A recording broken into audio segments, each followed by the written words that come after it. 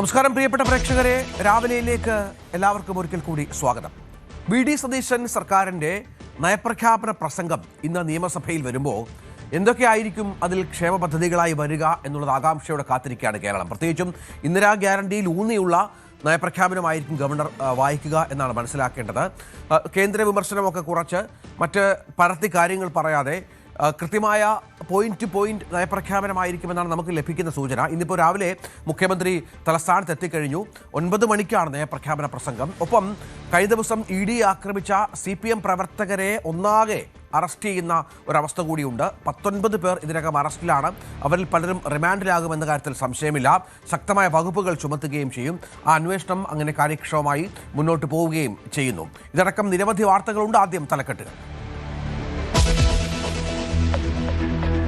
VD. Satheesan സർക്കാരിൻ്റെ നയപ്രഖ്യാപനം ഇന്ന് 100 ദിന കറവ് പരിപാടികൾ ഊന്നൽ നൽകും. ഇന്ദിരാ ഗ്യാരണ്ടിയുടെ തുടർച്ചയും സർക്കാരിന്റെ സ്വപ്ന പദ്ധതികളും ഉണ്ടാകുമെന്ന് സൂചന.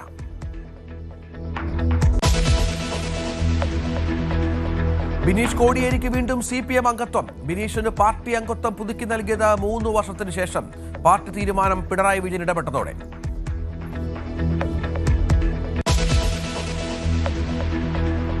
CMR എക്സാലോജിക് സാമ്പത്തിക ഇടപാടിൽ വീണ ടിക്കെതിരെ തെളിവുകൾ ശേഖരിക്കാൻ ED.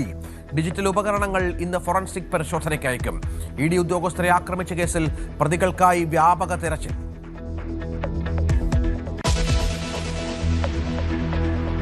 തിരുവനന്തപുരത്തെ ഹാപ്പി ലാൻഡ് അമ്യൂസ്മെന്റ് അപകടത്തിൽ തഹസിൽദാർ കളക്ടർക്ക് ഇന്ന് റിപ്പോർട്ട് കൈമാറും. മതിയായ സുരക്ഷാ സംവിധാനം ഒരുക്കിയില്ലെന്ന് സൂചന.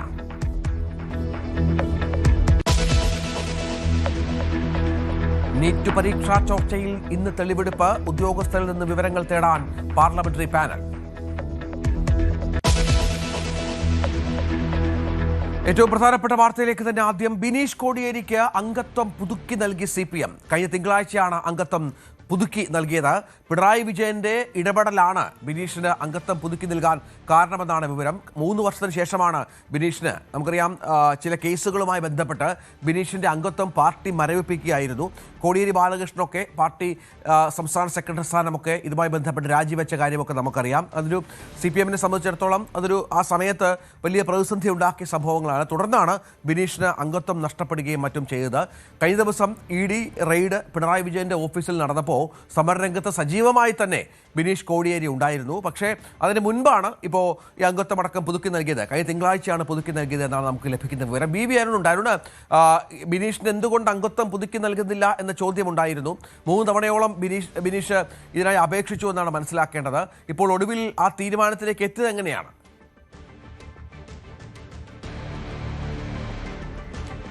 രഞ്ജിത്ത്, SFI പ്രവർത്തിക്കുമ്പോൾ, SFI സംഘടനാ രംഗത്ത് പ്രവർത്തിക്കുമ്പോൾ 2001 ബിനീഷ് കോടിയേരിക്ക് CPMന്റെ അംഗത്വം ലഭിക്കുന്നത്. അന്ന് അദ്ദേഹം തിരുവനന്തപുരം കേന്ദ്രീകരിച്ച് മാരിവാനസ് കോളേജിൽ പഠിക്കുന്ന സമയമാണ്. ആ സമയത്താണ് അംഗത്വം ലഭിച്ചത്. പിന്നീട് 2020 വരെ ബിനീഷ് ഏതാണ്ട് 19 വർഷത്തോളം CPMന്റെ അംഗമായിരുന്നു. തിരുവനന്തപുരം ജില്ലാ കമ്മിറ്റി ഓഫീസിൽ പ്രവർത്തിക്കുന്ന ബ്രാഞ്ചിലാണ് ബിനീഷിന് അംഗത്വം ഉണ്ടായിരുന്നത്. പക്ഷേ 2020 ബിനീഷ് ഒരു കേസിൽ പെടുന്നു. എൻഫോഴ്സ്മെന്റ് ഡയറക്ടർ പിന്നീട് അന്വേഷിച്ച ഒരു മയക്കുമരുന്നുമായി ബന്ധപ്പെട്ട കേസിൽ പ്രതിയാകുന്നു, അറസ്റ്റ് ചെയ്യുന്നു, ദീർഘനാൾ ജയിലിൽ കഴിയേണ്ടി വരുന്നു. ആ ഘട്ടത്തിലാണ് CPM സംസ്ഥാന നേതൃത്വം ഇടപെട്ട ബിനീഷ് കോടിയേരിയുടെ അംഗത്വം മരവിപ്പിച്ചത്. സാധാരണ പാർട്ടി പ്രവർത്തകർ ഇങ്ങനെ കേസിൽപ്പെട്ടാലും അംഗത്വം മരവിപ്പിക്കുന്ന പതിവല്ല. സസ്പെൻഷനിലേക്ക് പോവുക, പിന്നീട് അന്വേഷണത്തിന് ശേഷം കുറ്റക്കാരെന്ന് കണ്ടാൽ പാർട്ടി അംഗത്വം നിന്ന് ഒഴിവാക്കുകയാണ് ചെയ്തത്. പക്ഷേ ഒരു അസ്വാഭാവിക നടപടി അന്ന് തന്നെ ഉണ്ടായെന്ന വിമർശനങ്ങൾ ഉണ്ടായിരുന്നു. ബിനീഷിന്റെ അംഗത്വം 2020 മരവിപ്പിക്കുന്നു. അതിനുശേഷം 2023 ബിനീഷ് ഈ കേസിൽ നിന്ന് കുറ്റവിമുക്തനാകുന്നു. അന്നു മുതൽ പലതവണ ബിനീഷ് CPMന്റെ ജില്ലാ സെക്രട്ടറി, ജില്ലാ കമ്മിറ്റിക്ക് കീഴിലുള്ള ഘടകമാണ് ഈ ബ്രാഞ്ച്. അതുകൊണ്ട് തന്നെ അവിടെ പലതവണ, കൃത്യമായി 4 തവണ ബിനീഷ് അവിടെ ജില്ലാ സെക്രട്ടറിക്ക് തന്റെ അംഗത്വം പുതുക്കി നൽകണമെന്ന് ആവശ്യപ്പെട്ട് സ്കൂട്ടണി കാലത്ത് മെമ്പർഷിപ്പ് സൂക്ഷ്മ പരിശോധന നടക്കുന്ന സമയത്ത് അപേക്ഷ നൽകി. 4 തവണയും ജില്ലാ സെക്രട്ടറി അത് സംസ്ഥാന നേതൃത്വത്തിന് മുമ്പാകെ സമർപ്പിച്ചു. അപേക്ഷ സംസ്ഥാന നേതൃത്വത്തിന് കൈമാറി. പക്ഷേ അപ്പോഴൊന്നും അംഗത്വം പുതുക്കി നൽകിയില്ല. കൃത്യമായ കാരണം പറയാതെ ആ തീരുമാനം വൈകിച്ചു കൊണ്ടുപോവുകയായിരുന്നു MV ഗോവിന്ദൻ ഉൾപ്പെട്ട CPMന്റെ സംസ്ഥാന നേതൃത്വം. അതിന് എന്തുകൊണ്ടാണെന്ന ചോദ്യം പിന്നീട് ഉയർന്നു വന്നു. CPMന്റെ കഴിഞ്ഞ ആഴ്ച ചേർന്ന ജില്ലാ കമ്മിറ്റി യോഗത്തിൽ തെരഞ്ഞെടുപ്പ് തെരഞ്ഞെടുപ്പ് അവലോകനത്തിനുമായി ചേർന്ന തെരഞ്ഞെടുപ്പ് പരാജയ കാരണം ചർച്ച ചെയ്യാൻ ചെയ്യുന്ന CPM-ന്റെ ജില്ലാ കമ്മിറ്റി യോഗത്തിൽ പല ആളുകളെയും അകറ്റി നിർത്തുന്നു. ബിനീഷ് കോടിയേരിക്ക് എന്താണ് തെറ്റ്? ബിനീഷ് എന്തുകൊണ്ട് ബിനീഷിന് പാർട്ടി അംഗത്വം നൽകുന്നില്ല എന്ന ചോദ്യം ഒരംഗം ജില്ലാ കമ്മിറ്റി യോഗത്തിൽ ഉന്നയിച്ചു. ഇത് കടുത്ത അനീതിയാണെന്ന അഭിപ്രായം മറ്റു ചിലർ കൂടി പങ്കുവച്ചു. അങ്ങനെയാണ് MV ഗോവിന്ദൻ മറുപടി പറയുന്നത്. ബിനീഷ് കോടിയേരിയുടെ പിന്തുണയ്ക്കുന്നതിന് മുമ്പ് ഈ തെരഞ്ഞെടുപ്പ് പരാജയത്തിന് ശേഷമുള്ള അയാളുടെ ഫേസ്ബുക്ക് പോസ്റ്റ് അടക്കം ശ്രദ്ധിക്കണം. എന്താണ് അയാൾ പറയുന്നത് അതുകൂടി ശ്രദ്ധിച്ചിട്ട് വേണം ബിനീഷ് കോടിയേരിക്ക് വേണ്ടി ഇങ്ങനെ വാദിക്കാനെന്ന് MV ഗോവിന്ദൻ ജില്ലാ കമ്മിറ്റി യോഗത്തിൽ പറഞ്ഞു. അപ്പോൾ അതിനും മറുപടി അവിടെ ജില്ലാ കമ്മിറ്റി അംഗത്തിൽ നിന്നുണ്ടായി. ബിനീഷിന്റെ ഈ ഫേസ്ബുക്ക് കുറിപ്പ് വന്നത് തെരഞ്ഞെടുപ്പ് സമയത്താണല്ലോ. അതിനു മുമ്പ് അയാളുടെ അംഗത്വം പുതുക്കി നൽകാനുള്ള അപേക്ഷ പാർട്ടിക്ക് മുന്നിലുണ്ടല്ലോ, എന്തുകൊണ്ട് പരിഗണിച്ചില്ല എന്ന് സംസ്ഥാന സെക്രട്ടറിയോട് മുഖാമുഖം ചോദിച്ച നേതാക്കളും ജില്ലാ കമ്മിറ്റി ഉണ്ടായിരുന്നു. ഏതായാലും ഇത് വാർത്ത വന്നതോടുകൂടി വലിയ ചർച്ചയായി മാറി. CPM അണികൾ ഏറ്റെടുത്തു. ബിനീഷ് കോടിയേരിയുടെ കുടുംബത്തെ എന്തിന് പാർട്ടി ഇങ്ങനെ അകറ്റി നിർത്തുന്ന ചോദ്യമുണ്ട്. പ്രത്യേകിച്ചും കോടിയേരി ബാലകൃഷ്ണന്റെ ഭൌതികദേഹം ചെന്നൈയിൽ നിന്ന് തലസ്ഥാനത്തേക്ക് കൊണ്ട് വിലാപയാത്രയെ കണ്ണൂരിലേക്ക് കൊണ്ടുപോകണമെന്നായിരുന്നു കുടുംബത്തിന്റെ ആഗ്രഹം. കോടിയേരിയും പല ഘട്ടങ്ങളിലും കുടുംബാംഗങ്ങളോടും പാർട്ടി നേതാക്കളോടുമൊക്കെ അന്ത്യയാത്ര തലസ്ഥാനത്ത് നിന്നാകണം. ദീർഘനാൾ പതിറ്റാണ്ടുകളോളം വിദ്യാർത്ഥി കാലം മുതൽ പ്രവർത്തിച്ച മേഖലയാണ് തിരുവനന്തപുരം. അവിടെ വിപുലമായ വ്യക്തിബന്ധമുണ്ട്. അദ്ദേഹത്തിന്റെ പാർട്ടി അപ്പുറത്തേക്കുള്ള ബന്ധങ്ങളുണ്ട്. വളരെ വൈകാരികമായ ഒരിടം കൂടിയാണ് കോടിയേരി ബാലകൃഷ്ണന് സംഘടനാ രംഗത്ത് തലസ്ഥാനമെന്നത്. അവിടെ കൊണ്ടുപോകണമെന്നൊരു ആഗ്രഹം അദ്ദേഹം പലരോടും പറഞ്ഞതായി പിന്നീട് അറിയാൻ കഴിയുന്നുമുണ്ട്. ഏതായാലും അതുണ്ടായില്ല. അന്നു മുതൽ കോടിയേരിയുടെ കുടുംബത്തെ അകറ്റി നിർത്തുന്ന ചർച്ചകൾ CPM-ൽ സജീവമാണ്. അങ്ങനെ വിമർശനം ശക്തമായി വരുമ്പോഴാണ് ഈ അംഗത്വത്തിന്റെ വാർത്തകൾ കൂടി പുറത്തുവരുന്നത്. അതോടുകൂടി പിണറായി വിജയൻ ഇടപെട്ടു. എന്തുകൊണ്ട് ബിനീഷ് കോടിയേരിക്ക് അംഗത്വം നൽകുന്നില്ല എന്ന് പിണറായി MV ഗോവിന്ദനോട് ചോദിച്ചതായാണ് നമുക്ക് മനസ്സിലാക്കാൻ കഴിയുന്നത്. അടിയന്തരമായി അംഗത്വം പുനഃസ്ഥാപിക്കണമെന്ന് MV ഗോവിന്ദന് CPM-ന്റെ പൊളിറ്റ് ബ്യൂറോ അംഗം കൂടിയായ പിണറായി വിജയൻ നിർദ്ദേശം നൽകി. അതിന്റെ അടിസ്ഥാനത്തിലാണ് ജില്ലാ സെക്രട്ടറിയോട് ബിനീഷിന്റെ അംഗത്വം പുതുക്കാൻ കഴിഞ്ഞ തിങ്കളാഴ്ച, കൃത്യമായി പറഞ്ഞാൽ കഴിഞ്ഞ തിങ്കളാഴ്ചയാണ് ഈ അംഗത്വം ബിനീഷ് തിരികെ ലഭിക്കുന്നത്. പിണറായിയുടെ ഇടപെടലിനെ തുടർന്ന് തിങ്കളാഴ്ച തന്നെ ബിനീഷ് CPM അംഗത്വത്തിലേക്ക് മടങ്ങിയെത്തുന്നു. 3 വർഷങ്ങൾക്ക് ശേഷം അദ്ദേഹം പാർട്ടി അംഗത്വത്തിലേക്ക് മടങ്ങിയെത്തുകയാണ്. അതിനു മുമ്പും തെരഞ്ഞെടുപ്പ് സമയത്തുമൊക്കെ പലപ്പോഴും പലയിടങ്ങളിലും ബിനീഷ് പാർട്ടി പ്രവർത്തന രംഗത്ത് സജീവമായിരുന്നു. പക്ഷേ അന്ന് പാർട്ടി അംഗമല്ലാതെയാണ് ബിനീഷ് കോടിയേരി സംഘടനാ രംഗത്ത് നിന്നത്. പക്ഷേ ഇപ്പോൾ CPM DC-യിൽ ഉൾപ്പെട്ട ബ്രാഞ്ചിൽ ബിനീഷ് കോടിയേരി അംഗമാണ്. തിങ്കളാഴ്ചയാണ് ബിനീഷ് കോടിയേരിക്ക് CPM അംഗത്വം പുനഃസ്ഥാപിച്ച് നൽകിയത്. ഏതായാലും ബിനീഷ് കോടിയേരി വീണ്ടും CPM-ന്റെ അംഗത്വത്തിലേക്ക് വരുന്നു. അരുൺ, നമുക്കറിയാം കഴിഞ്ഞ ദിവസം നടന്ന സമരത്തിലൊക്കെ ബിനീഷ് സജീവമായി പങ്കെടുത്തിരുന്നു. ഇതിനിപ്പോൾ ആ സമരത്തിൽ പങ്കെടുത്തതിന്റെ കാര്യമായി ഒരുപക്ഷെ വ്യാഖ്യാനിക്കപ്പെട്ടേക്കാം. പക്ഷെ അതിനു മുൻപ് തന്നെ തിങ്കളാഴ്ചയാണ് ഇത് പുതുക്കി നൽകിയത് എന്ന ഒരു കാര്യം കൂടി ഉണ്ടല്ലോ. അത് വളരെ പ്രധാനമാണ്. ഈ സമരത്തിൽ ഇത്തരത്തിൽ ഈ അംഗത്വം ഇല്ലാതിരുന്നിട്ടും പാർട്ടിയുടെ പല പരിപാടികളിലും ബിനീഷ് സജീവമായിരുന്നു, അല്ലേ?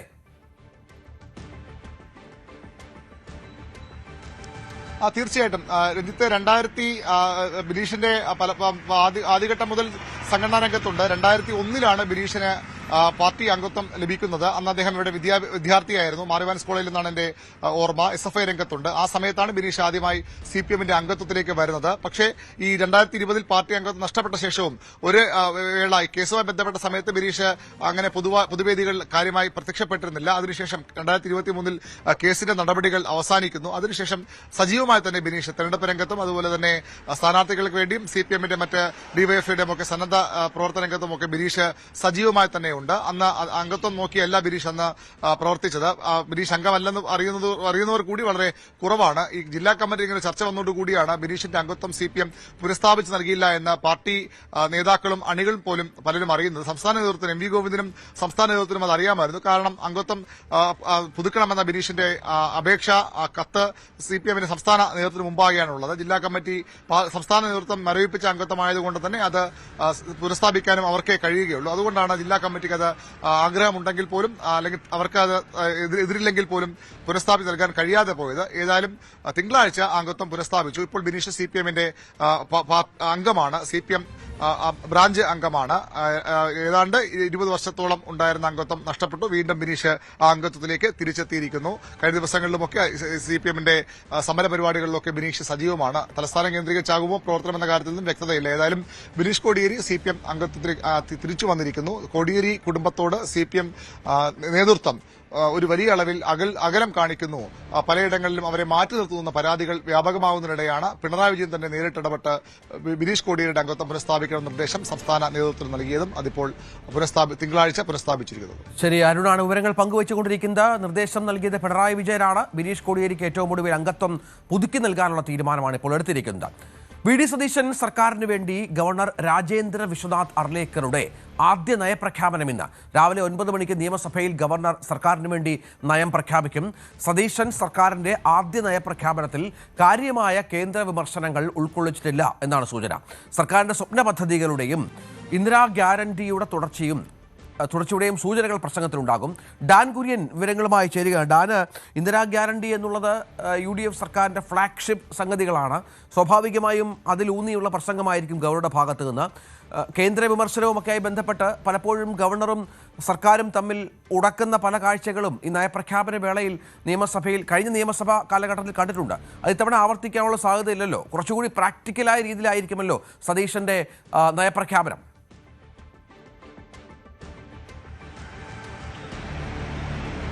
തീർച്ചയായിട്ടും 16ാം നിയമസഭയുടെ ആദ്യ സമ്മേളനത്തിന് കൂടിയാണ് ഇന്ന് തുടക്കമാകുന്നത്. വി ഡി സതീശൻ സർക്കാരിൻ്റെ ആദ്യ നയമായിരിക്കും ഗവർണർ രാജേന്ദ്ര വിശ്വനാഥ് അർലേക്കർ രാവിലെ 9 മണിക്ക് സഭയെ അഭിസംബോധന ചെയ്തുകൊണ്ട് പ്രഖ്യാപിക്കുക.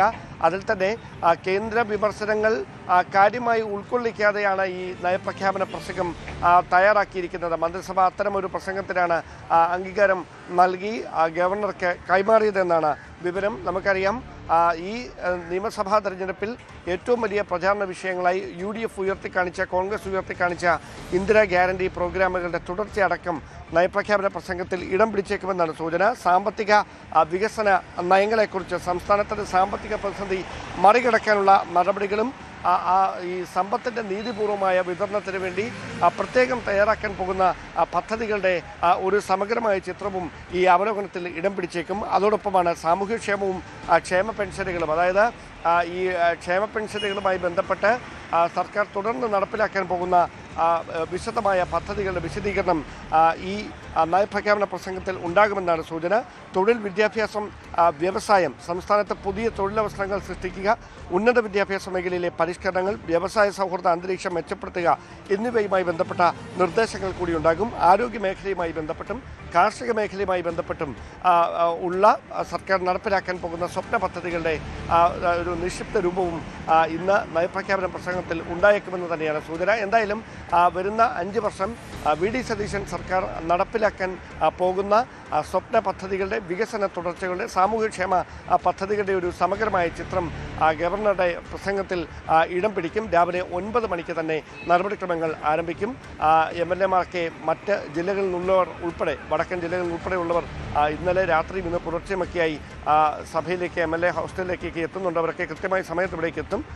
രാജേന്ദ്ര വിശ്വനാഥ് അർലേക്കർ 9 മണിക്ക് സഭയിൽ എത്തുന്ന തരത്തിൽ ആണ് ഈ ക്രമീകരണങ്ങൾ ലോക് ഭവനിൽ നിന്നും തയ്യാറാക്കിയിരിക്കുന്നത്.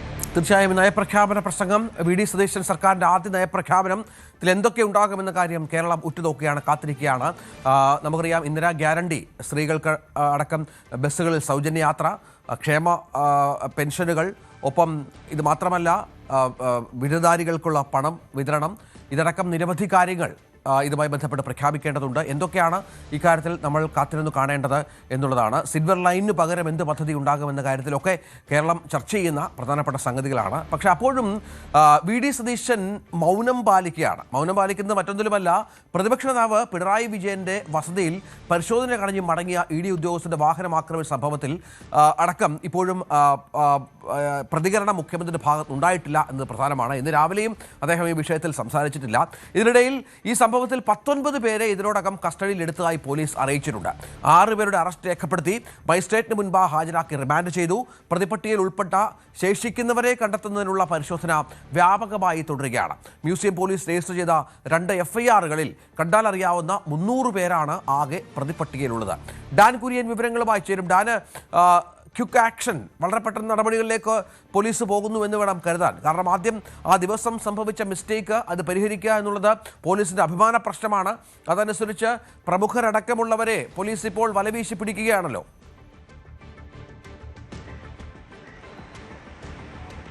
പോലീസിന്റെ ഭാഗത്ത് നിന്ന് സുരക്ഷ ഒരുക്കുന്നതിൽ ഇ.ഡി. ഉദ്യോഗസ്ഥർക്ക് സുരക്ഷ ഒരുക്കുന്നതിൽ വീഴ്ച സംഭവിച്ചിട്ടുണ്ടെന്ന വിമർശനം ശക്തമാകുന്നതിനിടെയാണ് കേസുമായി ബന്ധപ്പെട്ട മ്യൂസിയം പോലീസ് രജിസ്റ്റർ ചെയ്ത 2 എഫ്ഐആറുകളിലായി വ്യാപകമായ അറസ്റ്റും കസ്റ്റഡിയെടുക്കലുമൊക്കെ പുരോഗമിച്ചുകൊണ്ടിരിക്കുന്നത്.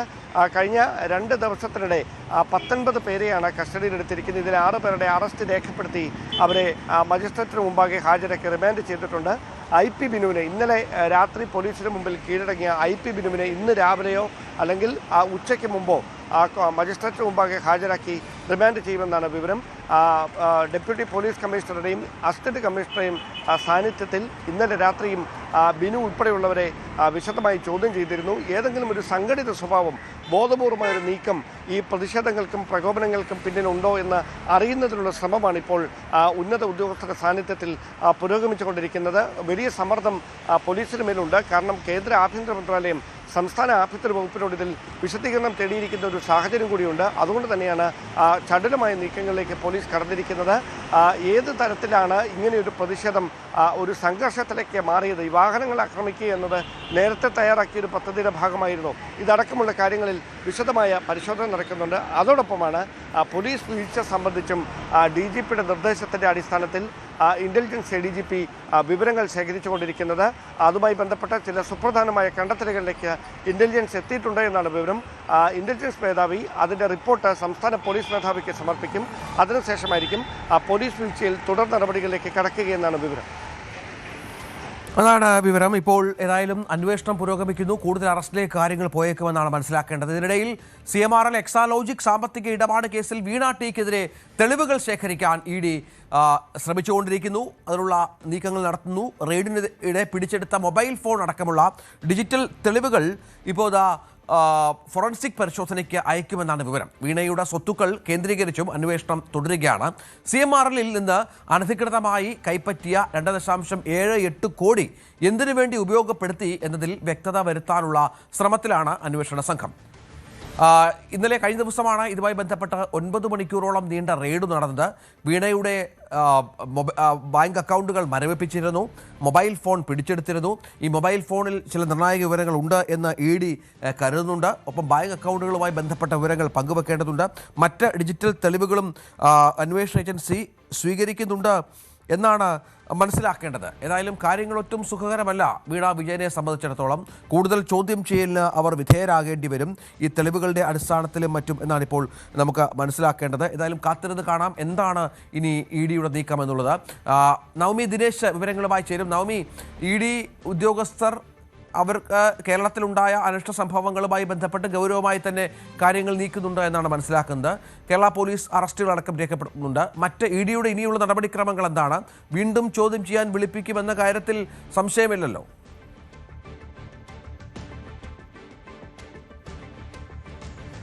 വീണയെയും ശശിധരൻ കർത്തയെയും ചോദ്യം ചെയ്യാൻ വിളിപ്പിക്കാൻ തന്നെയാണ് എൻഫോഴ്സ്മെന്റ് ഡയറക്ടറേറ്റ് നിലവിൽ തീരുമാനിച്ചിരിക്കുന്നത്. അതിനു മുൻപായി പിടിച്ചെടുത്ത വീണയുടെ മൊബൈൽ ഫോണും ശശിധരൻ കർത്തയുടെ ലാപ്ടോപ്പും ശാസ്ത്രീയ പരിശോധനയ്ക്കായി അയച്ചിട്ടുണ്ട്. അതിന്റെ പരിശോധനാ ഫലം എത്രയും വേഗം ലഭിക്കുമെന്നാണ് അന്വേഷണ സംഘം പ്രതീക്ഷിക്കുന്നത്. അതോടൊപ്പം തന്നെ പിടിച്ചെടുത്ത രേഖകൾ ഏകദേശം 200-ലധികം രേഖകളും പിടിച്ചെടുത്തു എന്ന് പറയുന്നുണ്ട്. അങ്ങനെയാണെങ്കിൽ ആ രേഖകളൊക്കെ വിശദമായി പരിശോധിച്ച ശേഷം അതിന്റെ പരിശോധന ആരംഭിച്ചിട്ടുണ്ട്. ഇന്നലെ തന്നെ ആ പിടിച്ചെടുത്ത രേഖകളുടെ പരിശോധനയും ആരംഭിച്ചിട്ടുണ്ട്.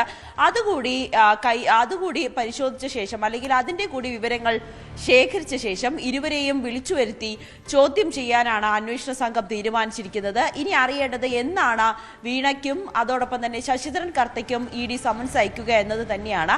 മറ്റൊന്ന്, വീണ വിജയൻ ഹൈക്കോടതിയെ സമീപിക്കാനുള്ള അല്ലെങ്കിൽ എക്സാലോജിക്കും CMRLും ഹൈക്കോടതിയിൽ സമീപിക്കാനുള്ള ഒരു സാഹചര്യമുണ്ട്.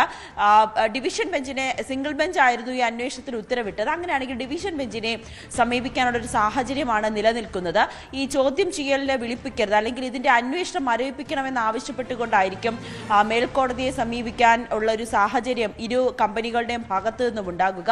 അതിനെ പോലും ശക്തിയുക്തം എതിർക്കുക എന്നത് തന്നെയാണ് EDയുടെ തീരുമാനം. പ്രത്യേകിച്ച് ED ഉദ്യോഗസ്ഥർക്കെതിരായിട്ടുള്ള അതിക്രമമൊക്കെ കോടതിയിൽ ചൂണ്ടിക്കാട്ടി ഇരുവരെയും ചോദ്യം ചെയ്യാൻ അനുവദിക്കണം. ഈ കേസുമായി ബന്ധപ്പെട്ട് നിർണായക വിവരങ്ങൾ തങ്ങൾക്ക് ലഭിച്ചു എന്ന് കോടതിയെ ബോധിപ്പിക്കാനാണ് EDയും തീരുമാനിച്ചിരിക്കുന്നത്. എന്തായാലും ഇനിവർ ഹൈക്കോടതിയിലേക്ക് ഡിവിഷൻ ബെഞ്ചിലേക്ക് സമീപിച്ചു കഴിഞ്ഞാൽ ഉടനെ തന്നെ ഇഡി തങ്ങളുടെ നിലപാടും അറിയിച്ച് ഇരുവരെയും ചോദ്യം ചെയ്തതിന്റെ അനിവാര്യത കോടതിയെ ബോധിപ്പിക്കാനാണ് എൻഫോഴ്സ്മെന്റ് ഡയറക്ടറേറ്റും തീരുമാനിച്ചിരിക്കുന്നത്. എന്തായാലും മൊബൈൽ ഫോൺ, ലാപ്ടോപ്പ് എന്നിവയുടെ ശാസ്ത്രീയ പരിശോധനയ്ക്കും അയച്ചിട്ടുണ്ട്. ശേഖരിച്ച വിവരങ്ങൾ അല്ലെങ്കിൽ ഏതൊക്കെ അന്ന് റെയ്ഡിൽ കണ്ടെടുത്ത തെളിവുകൾ അതെല്ലാം വിശദമായി പരിശോധിച്ച് എത്രയും വേഗം ഇരുവരെയും ചോദ്യം ചെയ്യാൻ വിളിപ്പിക്കാനാണ് തീരുമാനിച്ചിരിക്കുന്നത്. എന്തായാലും രാഷ്ട്രീയമായി വലിയ ഒരു പ്രതിരോധത്തിലേക്ക് തന്നെയായിരുന്നു വീണ വിജയൻ ഈ ഒരു ഇഡി ഉദ്യോഗസ്ഥർക്കെതിരായിട്ടുള്ള അതിക്രമം കൊണ്ട് സംഭവിച്ചിരിക്കുന്നത്. എന്തായാലും അത് വീണയ്ക്ക് തിരിച്ചടിയാകുമെന്നൊരു വിലയിരുത്തൽ തന്നെയാണ് നിലനിൽക്കുന്നത്. രഞ്ജിത്ത്, അതാണ് സാഹചര്യം. നവമി ദിനേശാണ് വിവരങ്ങൾ പങ്കുവച്ചത്. ഇതിനിടെ പ്രതിപക്ഷ നേതാവിന്റെ വസതിയിലെ ഇഡി റെയ്ഡിൽ മാധ്യമങ്ങളോട് മൗനം തുടർന്ന് മുഖ്യമന്ത്രി വി ഡി സതീശൻ. മാവേലി എക്സ്പ്രസിൽ തിരുവനന്തപുരം റെയിൽവേ സ്റ്റേഷനിൽ ഇറങ്ങിയ മുഖ്യമന്ത്രിയോടാണ് മാധ്യമങ്ങൾ വീണ്ടും ഈ പ്രതികരണം ആരാഞ്ഞത്. പിണറായി വിജയന്റെ വീട്ടിലെ റെയ്ഡിൽ നിരവധി തവണ മാധ്യമങ്ങൾ മുഖ്യമന്ത്രിയോട്, ഏതാണ്ട് 10-14 തവണയോളം മുഖ്യമന്ത്രിയോട് ഇക്കാര്യങ്ങൾ ചോദിച്ചിരുന്നു. പക്ഷേ അത് മുഖ്യമന്ത്രി ഇതുമായി ബന്ധപ്പെട്ട് ഒരു തരത്തിലുമുള്ള പ്രതികരണം അദ്ദേഹത്തിൻ്റെ ഭാഗത്ത് നിന്ന് ഉണ്ടായില്ല എന്നത് ഏറ്റവും പ്രധാനപ്പെട്ട ഒരു കാര്യം കൂടിയാണ്. ഇന്നും സമാനമായി തന്നെ മുഖ്യമന്ത്രി മൗനം പാലിച്ച് മടങ്ങുന്ന അവസ്ഥയാണ് കണ്ടത്. പിന്നിൽ രാഷ്ട്രീയ ഗൂഢാലോചനയുണ്ട് എന്നുള്ള പ്രതിപക്ഷ ആരോപണം അത് വളരെ പ്രതിപക്ഷ മാത്രത്തിൽ തന്നെ മുന്നോട്ട് കൊണ്ടുപോകുന്നത്. സതീഷിനെതിരെയാണ് ഈ ആരോപണം അടക്കം ഉള്ളത് എന്നാണ് മനസ്സിലാക്കേണ്ടത്.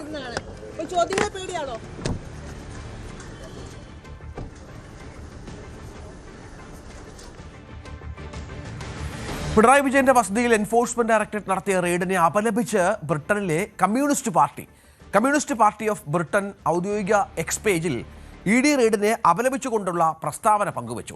മെയ് 2026 വരെ കേരളത്തിൻ്റെ മുഖ്യമന്ത്രിയായിരിക്കുകയും നിലവിൽ പ്രതിപക്ഷ നേതാവുമായ സഖാവ് പിണറായി വിജയന്റെ തിരുവനന്തപുരത്തെ വസതിയിൽ സർക്കാർ ഏജൻസികൾ രാഷ്ട്രീയ പ്രേരിതമായി നടത്തിയ പരിശോധനകളെ കമ്മ്യൂണിസ്റ്റ് പാർട്ടി ഓഫ് ബ്രിട്ടൻ അപലപിക്കുന്നതായി കുറിപ്പിൽ പറയുന്നു.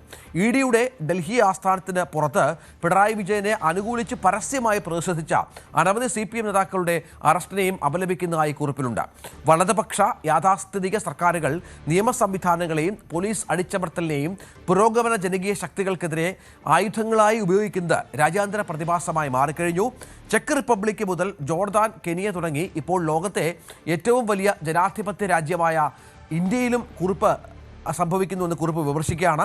അടിച്ചമർത്തലിനുള്ള വലിയ വില നൽകിക്കൊണ്ടാണ് 100 കൊല്ലം മുൻപ് ബ്രിട്ടീഷ് സാമ്രാജ്യത്തിൽ നിന്നുള്ള ഇന്ത്യയെ മോചിപ്പിക്കാൻ കമ്മ്യൂണിസ്റ്റുകൾ സ്വാതന്ത്ര്യ സമരം ആരംഭിച്ചത്. ഇന്ന് മോദി സർക്കാരിൻ്റെ തൊഴിലാളി വിരുദ്ധവും അടിച്ചമർത്തുന്നതുമായ നയങ്ങൾക്കെതിരെ ഇന്ത്യയിലെ തൊഴിലാളികളുടെയും കർഷകരുടെയും പോരാട്ടത്തിൽ CPM ഒപ്പം നിൽക്കുകയാണെന്നും കുറിപ്പിൽ പറയുന്നു. ബ്രിട്ടനിലെ communist party general secretary Alex Gordon, international secretary Kevan Nelson എന്നിവർ പ്രസ്താവന പുറത്തിറക്കിയിരിക്കുകയാണ്. ഞങ്ങൾക്ക് അങ്ങ് ലണ്ടനിലുമുണ്ട് പിടി എന്നാണ് ഈ പ്രസ്താവന സൂചിപ്പിക്കുന്നത്. പിണറായി വിജയനെ യൂത്ത് കോൺഗ്രസുകാർ വിമാനത്തിനുള്ളിൽ ആക്രമിക്കാൻ ശ്രമിച്ചുവെന്ന കേസിൽ പോലീസ് റിപ്പോർട്ട് കോടതി ഇന്ന് പരിഗണിക്കും. തിരുവനന്തപുരം ജില്ലാ പ്രിൻസിപ്പൽ സെഷൻസ് കോടതിയാണ് കേസ് പരിഗണിക്കുന്നത്. 2002 ജൂൺ 13 മുഖ്യമന്ത്രി പിണറായി വിജയനെതിരെ വിമാനത്തിനകത്ത് പ്രതിഷേധം നടന്നത്. 4 കോൺഗ്രസ് പ്രവർത്തകരാണ് കേസിലെ പ്രതികൾ.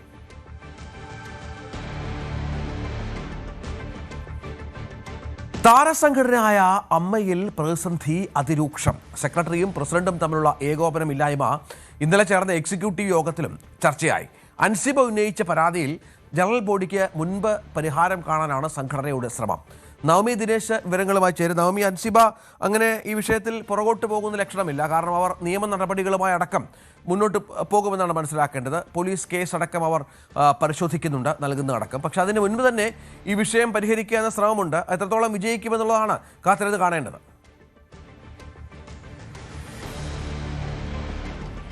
രഞ്ജിത്ത്, ഹൻസിബ 2 പരാതികളാണ് നൽകിയിരിക്കുന്നത്. ഒന്ന് അമ്മ സംഘടനയിലും മറ്റൊന്ന് പോലീസിലും. അമ്മ സംഘടനയിൽ നൽകിയിരിക്കുന്ന പരാതി ലക്ഷ്മി പ്രിയയ്ക്കും ടിനി ടോമിനും എതിരെയാണ്. ടിനി ടോം തന്നെ വ്യക്തിഹത്യ ചെയ്യുന്നു, താൻ മതപരിവർത്തനത്തിന് ശ്രമിച്ചു എന്ന് പറഞ്ഞു പരത്തി, അതോടൊപ്പം തന്നെ പേരിൽ അവിഹിത കഥകൾ മെനഞ്ഞെടുക്കുന്നു എന്നീ പരാതികളാണ് ടിനി ടോമിനെതിരെ അമ്മ സംഘടനയിൽ മാധ്യമങ്ങളിലടക്കം ഉയർത്തിയത്. എന്തായാലും ഈ ഒരു പരാതി കേൾക്കാനായി തയ്യാറെടുക്കുകയാണ് അമ്മ സംഘടന. 1 മുതൽ 3 വരെയുള്ള തീയതികളിൽ ഏതെങ്കിലും ദിവസം കയ്യിലുള്ള തെളിവുകളുമായി ഹാജരാകാൻ ആവശ്യപ്പെട്ടിട്ടുണ്ട്. പക്ഷേ ഹൻസിബ അതിന് മറുപടിയായി അയച്ചത് 1-ാം തീയതി തനിക്ക് വരാം, ബാക്കി ദിവസങ്ങൾ തനിക്ക് പല അസൗകര്യമുണ്ട്, സ്വകാര്യ പരിപാടികളുണ്ട്, അല്ലെങ്കിൽ 7-ാം തീയതി കഴിഞ്ഞതിന് ശേഷമായിരിക്കും താൻ ഹാജരാകുക എന്നതാണ്. ഇന്നലെ ജനറൽ ബോഡിക്ക് മുന്നേ ആയിട്ടുള്ള, അതായത് ജനറൽ ബോഡിയിൽ ചർച്ച ചെയ്യേണ്ട കാര്യങ്ങൾ, അതിന്റെ തയ്യാറെടുപ്പുകൾ, അതിന് മുന്നോടിയായിട്ടുള്ള ഒരു യോഗം എക്സിക്യൂട്ടീവ് അംഗങ്ങളുടെ നേതൃത്വത്തിൽ അമ്മയിൽ നടന്നിരുന്നു. അതിലടക്കം ഹൻസിബയുടെ ആവശ്യങ്ങൾ ചർച്ച ചെയ്തു. ഹൻസിബ മറുപടിയായി നൽകിയ കത്തിൽ മറ്റൊരു ആവശ്യം കൂടി പറയുന്നത്, ഈ തന്റെ പരാതി കേൾക്കുന്നത് എക്സിക്യൂട്ടീവ് കമ്മിറ്റി അംഗങ്ങളായിരിക്കരുത്. കാരണം ആ കമ്മിറ്റിയിലുള്ള ആളുകൾക്കെതിരെയാണ് താൻ പരാതി നൽകിയത്.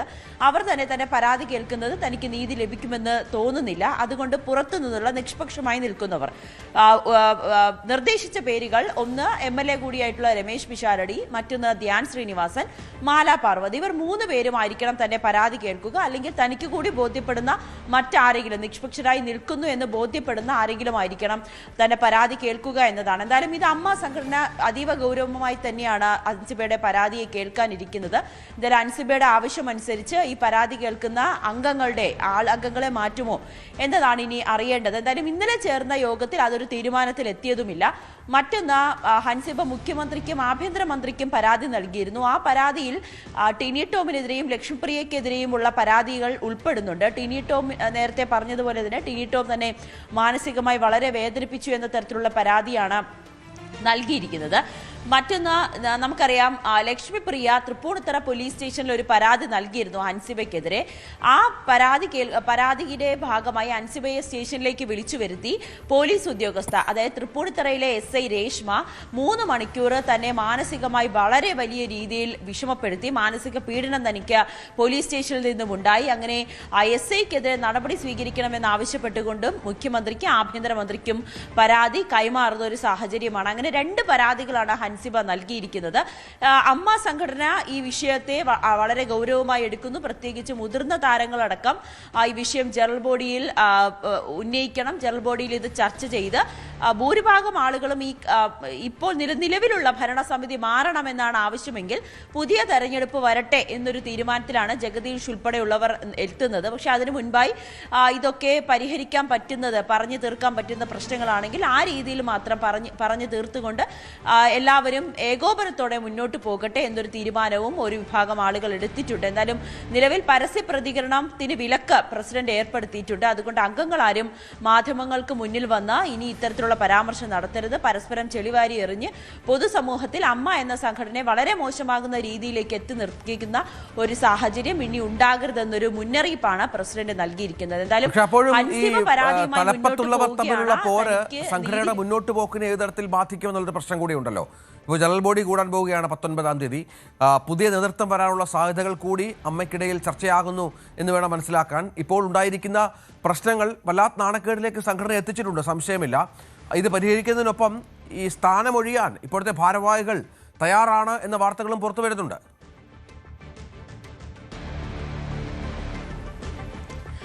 രഞ്ജിത്ത്, ഇപ്പോൾ പ്രസിഡന്റും കുറച്ച് അംഗങ്ങളും ഒരു വശത്ത്, ജനറൽ സെക്രട്ടറിയും കുറച്ച് അംഗങ്ങളും മറുവശത്ത്. അങ്ങനെ ഈ 2 പേരുടെ നേതൃത്വത്തിൽ 2 ആളുകൾ അല്ലെങ്കിൽ 2 ഭാഗങ്ങളായി നിന്നുകൊണ്ടാണ് ഇപ്പോൾ സംഘടനയിൽ പ്രശ്നങ്ങൾ ഉണ്ടാകുന്നതെന്നാണ് മനസ്സിലാകുന്നത്.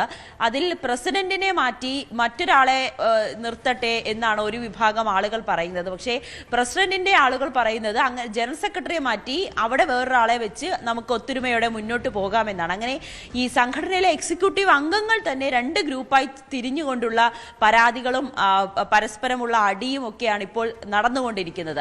മുതിർന്ന താരങ്ങൾക്ക് മല്ലിക സുകുമാരനടക്കം കഴിഞ്ഞ ദിവസം മാധ്യമങ്ങളോട് പ്രതികരിച്ചപ്പോൾ പറഞ്ഞത് മോഹൻലാലും മമ്മൂട്ടിയെ പോലുള്ള സീനിയർ ആയിട്ടുള്ള താരങ്ങളുണ്ട്, അവർ ഇക്കാര്യത്തിൽ ഇടപെട്ട് ഇതിലൊരു ഒത്തൊരുമയോടെ അല്ലെങ്കിൽ സംഘടനയെ ഇത്രയും മോശമാക്കുന്ന രീതിയിലേക്ക് കൊണ്ടുപോകാതെ നല്ലൊരു നേതൃത്വത്തെ കൊണ്ടുവരാൻ അവരും മുൻകൈ എടുക്കട്ടെ എന്നൊരു നിർദ്ദേശം മല്ലിക സുകുമാരൻ മുന്നോട്ട് വെച്ചിട്ടുണ്ട്. മാലാ പാർവതി അടക്കം ഈ ഇപ്പോഴുള്ള എക്സിക്യൂട്ടീവ് കമ്മിറ്റി പിരിച്ചുവിട്ടിട്ട് പുതിയ ആൾക്കാരെ എടുക്കണമെന്ന് പറയുന്നുണ്ട്. അങ്ങനെ പല തരത്തിലുള്ള അഭിപ്രായമുണ്ട്. പ്രസിഡന്റ് ശ്വേതാ മേനോൻ പറയുന്നത് താൻ മാറണമെന്നാണ് അംഗങ്ങൾ ആവശ്യപ്പെടുന്നതെങ്കിൽ താൻ മാറും. പക്ഷെ അതിനു മുൻപായി ഈ പ്രശ്നങ്ങൾ പരിഹരിക്കുകയല്ലേ വേണ്ടത്? പല കാര്യങ്ങളും താൻ അറിയുന്നില്ല. ജനറൽ സെക്രട്ടറി ഏകപക്ഷീയമായി തീരുമാനമെടുക്കുന്നു. കമ്മിറ്റിയിൽ ചർച്ച ചെയ്യേണ്ട കാര്യങ്ങളൊക്കെ ജനറൽ സെക്രട്ടറിയും ട്രഷററും മാത്രം ഒരു തീരുമാനമെടുത്ത് മുന്നോട്ട് കൊണ്ടുപോകുന്ന നടപടി ഒട്ടും അംഗീകരിക്കാൻ കഴിയില്ല എന്ന് പറയുന്നുണ്ട്. ടിനി ടോം അടക്കം ഈ ബൈലോ മാറ്റണം എന്നൊരു നിർദ്ദേശം മുന്നോട്ട് വെക്കുകയും അതുമായി ബന്ധപ്പെട്ട നടപടികളൊക്കെ സ്വീകരിക്കുകയും ചെയ്യുന്ന സാഹചര്യമായിരുന്നു. എന്തായാലും ഈ പ്രസിഡന്റിനെയും ജനറൽ സെക്രട്ടറിയെയും മാത്രം മാറ്റിയാൽ മതിയോ, അതോ കമ്മിറ്റി മുഴുവൻ പിരിച്ചുവിടണോ, അതോ ഇവരെല്ലാം ഒന്നിച്ചു കൊണ്ടുപോകാൻ സംഘടനയ്ക്കും മറ്റംഗങ്ങൾക്ക് കഴിയുമോ എന്നതൊക്കെയാണ് ചോദ്യങ്ങൾ ബാക്കിയാകുന്നത്. എന്തായാലും ജനറൽ ബോഡി യോഗത്തിൽ ഈ വിഷയത്തെ അതീവ ഗൗരവത്തോടുകൂടി കണ്ട് ചർച്ച ചെയ്ത് പരിഹരിക്കുക എന്നത് തന്നെയാണ് സംഘടന ലക്ഷ്യം വെക്കുന്നത്. ശരി നവമി, ഇന്നലെയാണ് തിരുവനന്തപുരത്തെ വെഞ്ഞാറമൂട്ടിലെ ഹാപ്പി ലാൻഡ് എന്ന അമ്യൂസ്മെന്റ് പാർക്കിൽ വലിയ അപകടമുണ്ടായത്. ഭാഗ്യം കൊണ്ടാണ് കൂടുതൽ ഗുരുതരമായ പ്രശ്നങ്ങൾ സംഭവിക്കാതെ പോയത് എന്നുള്ളതാണ് നമുക്കിപ്പോൾ വിലയിരുത്തേണ്ടത്. ഏതായാലും ഈ അപകടത്തിൽ തഹസിൽദാർ കളക്ടർക്ക് ഇന്ന് റിപ്പോർട്ട് കൈമാറുകയാണ്. അപകടം നടന്നതിന് പിന്നാലെ വില്ലേജ് ഓഫീസർ സ്ഥലത്തെത്തി പരിശോധന നടത്തി തഹസിൽദാർക്ക് റിപ്പോർട്ട് കൈമാറിയിരുന്നു. ഈ റിപ്പോർട്ടിന്റെ അടിസ്ഥാനത്തിലായിരിക്കും കളക്ടർ തുടർ നടപടികൾ സ്വീകരിക്കുക. അതുമാത്രമല്ല, ഇന്നലെ ഇതിന്റെ ലൈസൻസ് റദ്ദാക്കും എന്നുള്ള കാര്യം മന്ത്രി വ്യക്തമാക്കിയത് കൂടി ഇതിനോട് ചേർത്ത് വെക്കണം. ഏതായാലും അഭിലാഷ് വിവരങ്ങളുമായി ചേരും. അഭിലാഷ്, ഈ അമ്യൂസ്മെന്റ് പാർക്ക് പ്രത്യേകിച്ച് വേനൽ അവധിക്കാലമൊക്കെ ആണല്ലോ, ഒരുപാട് ആളുകൾ വന്നുപോയ ഒരു സ്ഥലമാണ്, തിരക്കൊക്കെയുള്ള സ്ഥലമാണ്. ഇപ്പോൾ അതിന്റെ പ്രവർത്തനം പൂർണ്ണമായും നിലച്ചിരിക്കുകയല്ലേ? രഞ്ജിത്ത്, തീർച്ചയായും ഇന്നലെ അപകടം ഉണ്ടായതിനു ശേഷം എന്റെ പ്രവർത്തനം പൂർണ്ണമായും തന്നെ നിലച്ചിരിക്കുകയാണ്. ഇന്നലെ ഉച്ചയോടുകൂടിയാണ് ഈ അപകടം ഉണ്ടായത്. 5 പേർക്കാണ് ഈ അപകടത്തിൽ പരിക്കേറ്റത്. ഇവരെല്ലാം ഇപ്പോഴും ചികിത്സയിലാണ്. എന്തായാലും അതിനുശേഷമാണ് വില്ലേജ് ഓഫീസർ അമ്യൂസ്മെന്റ് പാർക്കിൽ എത്തിയതും ഇത്തരത്തിൽ റിപ്പോർട്ട് തയ്യാറാക്കുകയും ചെയ്തത്. ഈ റിപ്പോർട്ടാണ് തഹസീൽദാർക്ക് ഇന്നലെ കൈമാറിയത്. ഇത് ഇന്ന് കളക്ടർക്ക് കൈമാറുന്നുണ്ട്. ഈ റിപ്പോർട്ടിന്റെ അടിസ്ഥാനത്തിലായിരിക്കും തീർച്ചയായിട്ടും ഈ അമ്യൂസ്മെന്റ് പാർക്കിനെ കുറിച്ച് നടപടി ഉണ്ടാവുക. സുരക്ഷാ സംവിധാനങ്ങൾ ഒന്നും തന്നെ പാലിക്കാതെയാണ് ഈ അമ്യൂസ്മെന്റ് പാർക്ക് പ്രവർത്തിച്ചിരുന്നതെന്നും ഇവിടെ നിന്ന് അപകടം പറ്റിയ ശേഷം കുട്ടികൾ ഉൾപ്പെടെ ഉള്ളവരെ കൊണ്ടുപോകുന്നതിനുള്ള ആംബുലൻസ് പോലും യഥാസമയം ലഭിച്ചില്ല എന്നും ഉള്ള ഒരു പരാതിയൊക്കെ നിലനിൽക്കുന്നുണ്ട്. ഈ റിപ്പോർട്ടുകളെല്ലാം തന്നെയാണ് ഇന്ന് കളക്ടർക്ക് മുന്നിലെത്തുക.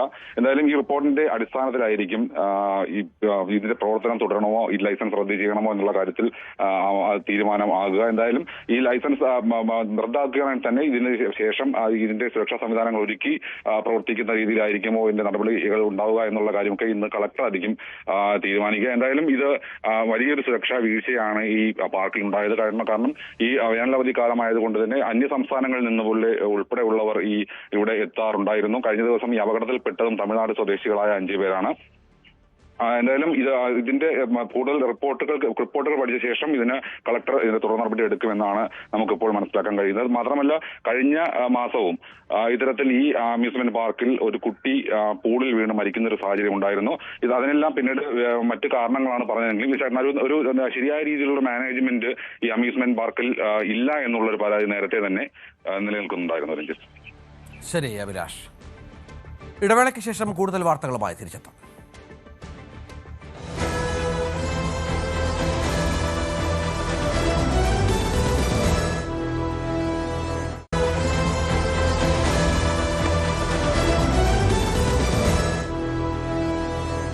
കർണാടകയിൽ ഇന്ന് കോൺഗ്രസ് പാർലമെന്ററി പാർട്ടി യോഗം. DK ശിവകുമാറിനെ മുഖ്യമന്ത്രിയായി തെരഞ്ഞെടുക്കും. നമുക്കറിയാം, ഇന്നലെയാണ് മുഖ്യമന്ത്രി സ്ഥാനം രാജിവെക്കാൻ സിദ്ധരാമയ്യ സമ്മതിച്ചത്.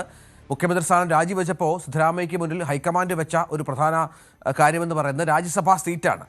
മാത്രമല്ല, കേന്ദ്രത്തിൽ വളരെ പ്രധാനപ്പെട്ട പാർട്ടിയിൽ ഒരു പദവി കൂടി നൽകും ദേശീയ തലത്തിൽ നിന്നായിരുന്നു. പക്ഷേ ഇത് രണ്ടും സിദ്ധരാമയ്യ വേണ്ട എന്ന് പറയുകയും സംസ്ഥാന രാഷ്ട്രീയത്തിൽ തുടരും എന്ന് വ്യക്തമാക്കുകയാണ് ചെയ്തത്. അത് മാത്രമല്ല, സിദ്ധരാമയ്യയുടെ മറ്റ് പ്രധാനപ്പെട്ട ചില നീക്കങ്ങൾ കൂടി നടക്കുന്നത് സംസ്ഥാന രാഷ്ട്രീയത്തിൽ താൻ മുഖ്യമന്ത്രി സ്ഥാനത്ത് നിന്ന് മാറിയെങ്കിൽ പോലും സംസ്ഥാന ഭരണത്തിൽ പിടിമുറുക്കുക എന്നുള്ളതാണ്. ഉപമുഖ്യമന്ത്രി പദവും സുപ്രധാനമായ മന്ത്രിസ്ഥാനങ്ങളും താൻ നിർദ്ദേശിക്കുന്നവർക്ക് നൽകണം എന്ന ആവശ്യം സിദ്ധരാമയ്യ മുന്നോട്ട് വെച്ചിട്ടുണ്ട് എന്നാണ് വിവരം. പക്ഷേ ഈ ആവശ്യങ്ങൾക്ക് ഡി കെ ശിവകുമാർ പൂർണ്ണമായും വഴങ്ങില്ല എന്നാണ് ലഭിക്കുന്ന വിവരം. തൻ്റെ മകനെ അടക്കം ഉപമുഖ്യമന്ത്രിയാക്കണം എന്നുള്ള നിർദ്ദേശം കൂടി സിദ്ധരാമയ്യ മുന്നോട്ട് വെച്ചിട്ടുണ്ട് എന്നാണ് മനസ്സിലാക്കേണ്ടത്. പക്ഷേ ഇതെങ്ങനെ പ്രാവർത്തികമാകുമെന്നുള്ളത് ഹൈക്കമാൻഡിന് മുന്നിലുള്ള പ്രധാനപ്പെട്ട ഒരു കടമ്പ കൂടിയാണ്. വി വിനോദ് വിവരങ്ങളുമായി ചേരും. വിനോദ്, ഇപ്പോൾ കർണാടക രാഷ്ട്രീയത്തിൽ സ്മൂത്തായുള്ള അധികാര കൈമാറ്റം എന്നിപ്പോൾ മനസ്സിലാക്കാൻ സാധിക്കില്ല. സിദ്ധരാമയ്യ അങ്ങനെ വിട്ടുകൊടുക്കുന്ന ആളല്ല. മനസ്സോടെയാണ് മുഖ്യമന്ത്രി സ്ഥാനം കൈവിട്ടത്. ഇപ്പോൾ എന്താണ് മുന്നോട്ട് വെച്ചിരിക്കുന്ന മറ്റ് ഡിമാൻഡുകൾ? രഞ്ജിത്ത്, വമ്പൻ പ്രതിസന്ധിയിലേക്ക് കോൺഗ്രസിനെ തള്ളിയിട്ടുകൊണ്ടാണ് സിദ്ധരാമയ്യ പടിയിറങ്ങുന്നത്. അതായത് അവിടെ ഈ ജാതി സെൻസസ് ആ റിപ്പോർട്ട് അംഗീകരിച്ചുകൊണ്ടാണ് അദ്ദേഹം മുഖ്യമന്ത്രി സ്ഥാനം രാജിവെച്ചത്. വലിയൊരു പ്രതിസന്ധിയെയാണ് ഡി കെ ശിവകുമാറും കോൺഗ്രസ് നേതൃത്വം നേരിടുന്നത്. കാരണം ഈ ഒക്കലിക ലിംഗായത്ത് വിഭാഗങ്ങൾ, അവിടുത്തെ മുന്നാക്ക വിഭാഗങ്ങളാണ്. ഈ വിഭാഗങ്ങൾക്ക് പ്രാതിനിധ്യം കുറയുന്ന തരത്തിലുള്ള റിപ്പോർട്ടാണ്. അതായത് പിന്നാക്ക വിഭാഗങ്ങൾക്ക് കൂടുതൽ പ്രാതിനിധ്യവും വിഹിതവും ലഭിക്കുന്ന തരത്തിലുള്ള റിപ്പോർട്ടാണ് സിദ്ധരാമയ്യ അംഗീകരിച്ചിരിക്കുന്നത്. അദ്ദേഹം നേരത്തെ തന്നെ ഒരു മൂവ്മെൻറ്റ് നടത്തിയിരുന്നു. അഹിന്ദ എന്ന പേരിൽ അദ്ദേഹത്തിൻ്റെ ഒരു സംവിധാനം, അതിൽ ന്യൂനപക്ഷങ്ങൾ, ദളിതർ, പിന്നാക്ക വിഭാഗങ്ങൾ അങ്ങനെയുള്ളവരുടെ ഒരു കൂട്ടായ്മയാണ്. ആ വോട്ട് ബാങ്കാണ് 2023 കോൺഗ്രസിനെ കർണാടകയിൽ അധികാരത്തിലെത്തിച്ചത്. ആ ഒരു വോട്ട് ബാങ്ക് വെച്ചുള്ള കളി, അതൊരു തീക്കളിയാണ് കോൺഗ്രസിനെ സംബന്ധിച്ച്. കാരണം എടുക്കാനോ കളയാനോ കഴിയാത്ത തരത്തിലുള്ള റിപ്പോർട്ടാണ് കോൺഗ്രസിൻ്റെ മുമ്പിലേക്ക് വന്നിരിക്കുന്നത്. കേന്ദ്രത്തിൽ BJP സർക്കാരിനോട് കോൺഗ്രസ് നിരന്തരം ആവശ്യപ്പെടുന്നത്, രാഹുൽ ഗാന്ധി ആവശ്യപ്പെടുന്നത് ജാതി സെൻസസ് രാജ്യത്ത് നടത്തണമെന്ന ആവശ്യമാണ്. എന്നാൽ ഈ ഒരു സെൻസസ് അംഗീകരിച്ചാൽ കർണാടകയിലെ മുന്നാക്ക വിഭാഗങ്ങൾ കോൺഗ്രസിനെതിരെ തിരിയുമെന്ന വലിയ ഭയം AICC നേതൃത്വത്തിനുണ്ട്. അങ്ങനെ ഒരു വെട്ടിലാക്കിക്കൊണ്ടാണ് സിദ്ധരാമയ്യ പടിയിറങ്ങുന്നത്. മാത്രമല്ല, ഈ കേരളത്തിൽ മുഖ്യമന്ത്രി സ്ഥാനത്തെ ചൊല്ലിയുള്ള തർക്കത്തിൽ ചില സമവായങ്ങളും ഒത്തുതീർപ്പുമൊക്കെ കണ്ടെത്താൻ കഴിഞ്ഞെങ്കിലും കർണാടകത്തിൽ കാര്യങ്ങൾ അങ്ങനെയല്ല. സിദ്ധരാമയ്യ കേന്ദ്രത്തിലേക്ക് പോകുന്നില്ല. അദ്ദേഹത്തിന് രാജ്യസഭ സീറ്റ് വാഗ്ദാനം ചെയ്തു.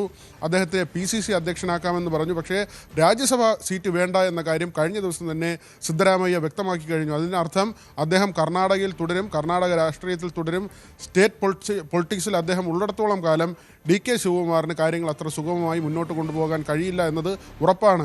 അതിനപ്പുറത്തേക്കാണ് മറ്റു കാര്യങ്ങൾ. ഈ 2 ഉപമുഖ്യമന്ത്രി സ്ഥാനം തൻ്റെ മകനടക്കം ഉപമുഖ്യമന്ത്രിയാക്കണമെന്ന ഒരു ആവശ്യം മുന്നോട്ട് വയ്ക്കുന്നു. മാത്രമല്ല, മന്ത്രിസഭ പുനഃസംഘടനയുണ്ടാകും. അതിൽ തനിക്ക് ഇഷ്ടമുള്ള ആളുകളെ, തൻ്റെ അടുപ്പക്കാരെ, താൻ പറയുന്ന പേരുകാരെയൊക്കെ തന്നെ മന്ത്രിസഭയിൽ ഉൾപ്പെടുത്തണമെന്ന ഒരു ഡിമാൻഡ് കൂടി സിദ്ധരാമയ്യ വയ്ക്കുന്നു. ഇത് 2.5 വർഷം ധാരണ ആയിരുന്നു ആ മുഖ്യമന്ത്രി സ്ഥാനത്തെ പങ്കുവയ്ക്കുന്നതുമായി ബന്ധപ്പെട്ട് നേരത്തെ ഉണ്ടാക്കിയിട്ടുള്ളൊരു തീരുമാനം.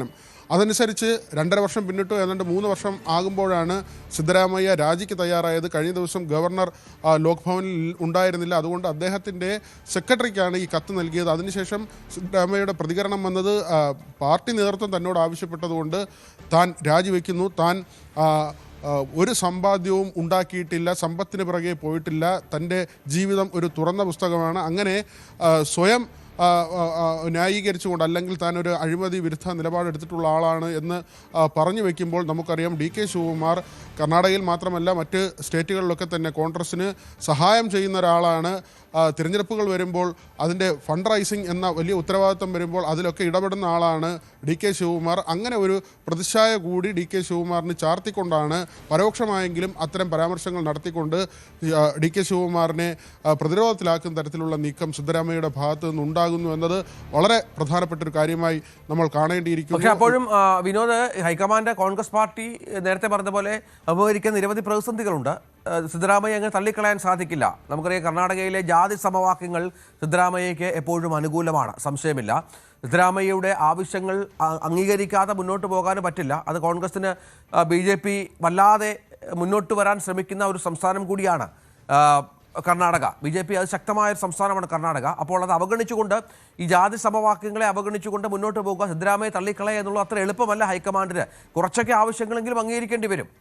തീർച്ചയായും കുറച്ച് ആവശ്യങ്ങൾ അംഗീകരിക്കേണ്ടി വരും എന്ന് മാത്രമല്ല, അദ്ദേഹം പറയുന്ന മുഴുവൻ ആവശ്യങ്ങളും അംഗീകരിച്ചില്ലെങ്കിൽ സിദ്ധരാമയ്യ ഉറപ്പായും അദ്ദേഹത്തിൻ്റെ രീതിയിലുള്ള ഇടപെടൽ നടത്തുകയും സർക്കാരിനെ പ്രതിസന്ധിയിലാക്കുകയും ചെയ്യുമെന്ന കാര്യം ഉറപ്പാണ്. മാത്രമല്ല, ദക്ഷിണേന്ത്യയിൽ നമ്മൾ നോക്കിക്കഴിഞ്ഞാൽ ഇപ്പോൾ കേരളം, കർണാടക, തെലങ്കാന തുടങ്ങി സംസ്ഥാനങ്ങൾ കോൺഗ്രസിൻ്റെ മുഖ്യമന്ത്രിമാർ ഇപ്പോൾ മുന്നാക്ക വിഭാഗങ്ങളിൽ നിന്നുള്ള മുഖ്യമന്ത്രിമാരാണ്. സ്വാഭാവികമായും പിന്നാക്ക വിഭാഗത്തിൽ നിന്നുള്ള സിദ്ധരാമയ്യയെ മാറ്റുമ്പോൾ അദ്ദേഹം കുർബ വിഭാഗത്തിൽ ഉൾപ്പെട്ട ആളാണ്. ആ OBC വിഭാഗം കഴിഞ്ഞ ദിവസം തന്നെ തെരുവിലിറങ്ങുന്ന ഒരു നിലയുണ്ടായിരുന്നു. അത് ആ വോട്ട് ബാങ്കിനെ എങ്ങനെ സ്വാധീനിക്കും എന്നത് വളരെ പ്രധാനപ്പെട്ട ഒരു കാര്യമാണ്. പാർലമെൻറ്റ് തെരഞ്ഞെടുപ്പിലേക്ക് പോകുമ്പോൾ, അടുത്ത അസംബ്ലി തെരഞ്ഞെടുപ്പിലേക്ക് പോകുമ്പോഴൊക്കെ തന്നെ ഈ പിന്നാക്ക ദളിത് ന്യൂനപക്ഷ വോട്ടുകൾ അത് ഏത് ചേരിയിലേക്ക് പോകും എന്ന ഒരു വലിയ പ്രതിസന്ധി കോൺഗ്രസിൻ്റെ മുമ്പിലുണ്ട്. സിദ്ധരാമയ്യ ആകട്ടെ അവരെ പ്രതിസന്ധിയുടെ പടുകുഴിയിൽ എന്ന് തന്നെ നമുക്ക് പറയാം. അങ്ങനെ ഒരു റിപ്പോർട്ട് അംഗീകരിച്ചുകൊണ്ടാണ് പടിയിറങ്ങുന്നത്. ശരി വിനോദ്, മറ്റൊരു വാർത്തയിലേക്ക് കൂടി പോകണം വളരെ പെട്ടെന്ന്. കോക്രോച്ച് ജനതാ പാർട്ടിയുടെ അക്കൗണ്ട് ഇന്ത്യയിൽ വിലക്കിയതിനെതിരെയുള്ള ഹർജി ഇന്ന് ഡൽഹി ഹൈക്കോടതി പരിഗണിക്കുന്നുണ്ട്. കൂട്ടായ്മയുടെ സ്ഥാപകൻ അഭിജിത്ത് ദീപ്കെ സമർപ്പിച്ച ഹർജി ജസ്റ്റിസ് പുരുഷേന്ദ്ര കുമാർ കൗരവിന്റെ ബെഞ്ചാണ് പരിഗണിക്കുന്നത്. കേന്ദ്ര വിദ്യാഭ്യാസ മന്ത്രിക്കെതിരെയും നീറ്റ് UG 2026 പരീക്ഷാ ക്രമക്കേടുകൾക്കെതിരെയും ശക്തമായ ക്യാമ്പയിൻ നയിക്കുന്നതിനിടെയാണ് സംഘടനയുടെ അക്കൗണ്ട് അധികൃതർ ബ്ലോക്ക് ചെയ്തത്. വിനോദ് തുടരുന്നുണ്ട്. വിനോദ്, 2 തവണയോളം ഇതിനകം അക്കൗണ്ടുകൾ ബ്ലോക്ക് ചെയ്തിരുന്നു. ഇൻസ്റ്റാഗ്രാമിലൊക്കെ ലക്ഷക്കണക്കിന് ഫോളോവേഴ്സ് ഉണ്ടായിരുന്ന അക്കൗണ്ടാണ്. രണ്ടാമത് തുടങ്ങിയപ്പോഴും ഫോളോവേഴ്സിന് കുറവുണ്ടായില്ല. ഇപ്പോൾ കോടതിയിൽ നീതി പ്രതീക്ഷിക്കുകയാണ് അവർ, അല്ലേ? രഞ്ജിത്ത്, അങ്ങനെ തന്നെയാണ്. കാരണം ഇപ്പോൾ ഈ CJPയുടെ പേജ് ഇപ്പോൾ പ്രവർത്തിക്കുന്നുണ്ട്. 22.5 M എന്ന ഒരു ഫിഗറാണ് അതിനിപ്പോൾ ഉള്ളത്. നേരത്തെ തന്നെ ഉണ്ടായിരുന്ന ഒരു സംഖ്യയാണ്. അതിൽ ഇപ്പോൾ ഗണ്യമായ ഒരു വർധന ഉണ്ടാകുന്നില്ല. പേജ് തിരിച്ചു വന്ന ശേഷം വളരെ വലിയ വർധന ഉണ്ടായിട്ടില്ല. പക്ഷേ അത് നേരത്തെ ഉണ്ടായിരുന്ന ആ ഒരു നില തുടരുകയാണ്. ആ പേജ് ഇപ്പോഴും പ്രവർത്തിക്കുന്നുമുണ്ട്. അവരുടെ പുതിയ പോസ്റ്റുകൾ വരുന്നുമുണ്ട്. പക്ഷേ ആദ്യം ഈ പേജ് നിരോധിച്ചത് അത് ചില നിയമപ്രശ്നങ്ങൾ ചൂണ്ടിക്കാട്ടിയാണ് കേന്ദ്ര സർക്കാരിൻ്റെ ഭാഗത്ത് നിന്ന് നടപടി ഉണ്ടായത്. അത് കേന്ദ്ര രഹസ്യാന്വേഷണ വിഭാഗം ഉൾപ്പെടെ നൽകിയ റിപ്പോർട്ടിൻ്റെ അടിസ്ഥാനത്തിലാണ് അത്തരത്തിലൊരു നടപടി എടുത്തതെന്ന കാര്യമാണ്. അക്കാര്യം തന്നെയായിരിക്കും കോടതിയിൽ ഇന്ന് കേന്ദ്രം വാദിക്കാൻ പോകുന്നത്. കാരണം ഇതൊരു രാഷ്ട്രീയ കൂട്ടായ്മയാണ്. മാത്രമല്ല ഇന്ത്യയിലുള്ള ഒരാളല്ല ഈ പേജ് കൈകാര്യം ചെയ്യുന്നത്. ഇന്ത്യക്കാരനാണെങ്കിലും അഭിജിത്ത് ഇപ്പോൾ ഉള്ളത് അമേരിക്കയിലാണ്. അവിടെ ബോസ്റ്റണിലെ സർവകലാശാലയിൽ പഠനം കഴിഞ്ഞ് തുടരുകയാണ്. നേരത്തെ ആം ആദ്മി പാർട്ടിയുടെ സോഷ്യൽ മീഡിയ കൈകാര്യം ചെയ്തിരുന്ന ആളാണ്. അതിൻ്റെ തലപ്പത്തുണ്ടായിരുന്ന ആളാണ്. അതുകൊണ്ട് തന്നെ മറ്റ് രാഷ്ട്രീയ താല്പര്യങ്ങൾ വരുന്നു. മാത്രമല്ല ഈ ഫോളോവേഴ്സിൻ്റെ കാര്യത്തിൽ അത് ഇന്ത്യക്കാർ മാത്രമല്ല മറ്റ് രാജ്യങ്ങളിൽ നിന്ന് പാകിസ്ഥാനിലെയും ബംഗ്ലാദേശിലെയും ആളുകൾ പോലും ഈ പേജിൽ ഫോളോ ചെയ്യുകയും അതിൻ്റെ എണ്ണം വർദ്ധിപ്പിക്കാനുള്ള, രാജ്യത്ത് അന്തഃഛിദ്രം വരുത്തുക അല്ലെങ്കിൽ നമ്മുടെ രാജ്യത്തെ അസ്ഥിരപ്പെടുത്തുക എന്നൊരു നിലയിലേക്ക് കാര്യങ്ങളെ കൊണ്ടുപോകാനുള്ള ശ്രമം നടക്കുന്നു. അങ്ങനെ ഒരു ഗൂഢാലോചന നടക്കുന്നു. ഇത്തരം കാര്യങ്ങളായിരിക്കും തീർച്ചയായും കേന്ദ്ര സർക്കാർ വാദമായി മുന്നോട്ട് വയ്ക്കാൻ പോകുന്നത്. എന്നാൽ NDAയ്ക്കുള്ളിൽ തന്നെ ചില എതിർപ്പുകൾ വന്നിരുന്നു. കാരണം തെലുങ്ക് ദേശം പാർട്ടിയൊക്കെ പറഞ്ഞത് ഇത് ചെറുപ്പക്കാരുടെ കൂട്ടായ്മയാണ്, അവർ അവരുടെ അഭിപ്രായം പറയട്ടെ, അതിന് തടസ്സപ്പെടുത്തേണ്ടതില്ല. അതുകൊണ്ട് NDAയ്ക്കകത്ത് തന്നെ വ്യത്യസ്തമായ ഒരു അഭിപ്രായം ഉള്ളതുകൊണ്ട് കേന്ദ്ര സർക്കാർ ഇതിനെ പരിപൂർണമായി എതിർക്കുന്ന ഒരു നിലയിലേക്ക് പോകുന്നില്ല. മാത്രമല്ല തൃണമൂലിൻ്റെയൊക്കെ നേതാക്കൾ ഇതിനെ പിന്തുണയ്ക്കുന്ന നിലയിലേക്ക് വന്നു. നമ്മുടെ പ്രതിപക്ഷ നേതാവ് പിണറായി വിജയൻ അദ്ദേഹം ഈ CJPയെ പിന്തുണയ്ക്കുന്ന നില വന്നു. എന്തുകൊണ്ടാണ് ഈ അസഹിഷ്ണുത? അത് ചെറുപ്പക്കാരുടെ കൂട്ടായ്മയല്ലേ എന്നൊരു ചോദ്യം അദ്ദേഹം ഉന്നയിക്കുന്നുണ്ട്. അങ്ങനെ CJPയുടെ കേസ് ഇന്നിപ്പോൾ കോടതി പരിഗണിക്കുകയാണ്. നമുക്ക് പശ്ചിമേഷ്യയിലേക്കൊന്ന് പോകണം. അവിടെ ഇറാൻ US യുദ്ധത്തിൽ 60 ദിവസത്തെ വെടിനിർത്തലുള്ള സാധ്യത തെളിയുന്നു എന്നുള്ള വിവരങ്ങളാണ് ഏറ്റവും പുതിയതായി പുറത്തുവരുന്നത്. ധാരണയ്ക്കുള്ള കരടുപത്രം തയ്യാറായതായി റിപ്പോർട്ടുകളുണ്ട്. കരാറിന്മേൽ അമേരിക്കൻ പ്രസിഡന്റ് ട്രംപ് അന്തിമ തീരുമാനമെടുക്കും. ഇത് പ്രാബല്യത്തിൽ വന്നാൽ ഇറാൻ ഹോർമുസ് കടലിടുക്ക് തുറക്കുകയും US സൈനിക ഉപരോധം പിൻവലിക്കുകയും ചെയ്യും എന്നാണ് മനസ്സിലാക്കേണ്ടത്. പക്ഷേ ഇറാൻ ഏതാണ്ട് ഈ കരാറുമായി ബന്ധപ്പെട്ട കാര്യങ്ങളൊക്കെ അംഗീകരിച്ചു എന്നാണ് മനസ്സിലാക്കേണ്ടത്. ഇനി അമേരിക്കൻ പ്രസിഡന്റിന്റെ കൺസെന്റ് മാത്രമാണ് വേണ്ടത്. പക്ഷേ ഇന്നലെയും അമേരിക്കൻ പ്രസിഡന്റ് ഡൊണാൾഡ് ട്രംപ് ഇത്തരം ഇറാനുമായുള്ള ചർച്ചകളിൽ ഒരുപാട് അതിർത്തികൾ പങ്കുവച്ചൊരു പശ്ചാത്തലമുണ്ട്. അങ്ങോട്ടും ഇങ്ങോട്ടും ആരോപണ പ്രത്യാരോപണങ്ങൾ, ആക്രമണങ്ങൾ നടത്തിയ പശ്ചാത്തലം കൂടിയുണ്ട്. ഇതിനെയൊക്കെ അതിജീവിച്ചുകൊണ്ട് വേണം ഈ കരാറിലെ കാര്യങ്ങൾ എത്താൻ. അജയ് സുധാ ബിജു ഉണ്ട്. അജയ്, നിരവധി പ്രതിസന്ധികൾ ഇപ്പോൾ നിലനിൽക്കുന്നുണ്ട്. പൂർണ്ണമായും കാര്യങ്ങൾ പരിഹരിച്ചു എന്ന് പറയാനാവില്ല.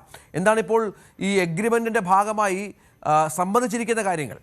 രഞ്ജിത്ത്, അമേരിക്കയ്ക്കും ഇറാനുമിടയിൽ ആക്രമണങ്ങൾ ഇപ്പോൾ തുടർച്ചയായ 2 ദിവസങ്ങളിൽ നടന്ന പശ്ചാത്തലത്തിലാണ് ഇത്തരമൊരു വെടിനിർത്തൽ കരാർ കൂടി നിലവിൽ വന്നിരിക്കുന്നത് എന്നതാണ് ഏറ്റവും ശ്രദ്ധേയമായിട്ടുള്ള കാര്യം. അതായത് ഇപ്പോൾ കുറച്ചു കാലമായി അമേരിക്കയും ഇറാനും തമ്മിലുള്ള ഒരു ബന്ധം വഷളാണ് പൊതുവെ. പക്ഷേ ഇപ്പോൾ അതിൻ്റെ ഒരു നില ഏറ്റവും ഗുരുതരമായി തുടരുന്ന സാഹചര്യത്തിലാണ് ഇത്തരമൊരു സമാധാന കരാറിൻ്റെ കരട് രേഖയിലേക്ക് ഇരു രാഷ്ട്രങ്ങളും വരുന്നത്.